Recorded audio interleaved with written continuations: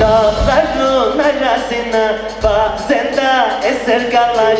Dağların arasına Sevda çiçek gibi dur, çok salar yavaş yavaş. Sevda çiçek gibi dur, çok salar yavaş yavaş. Ela gözlü sevduğum, gel edelim sevdalım. Ela gözlü sevduğum, gel edelim sevdalım. bu sevdalığın sonu karakolluk olmaz. Bu sevdalığın sonu Ela karakolluk.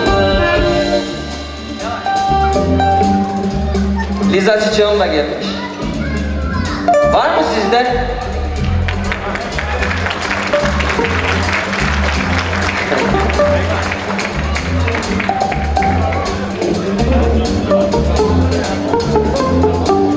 tekrar çok teşekkür ediyorum.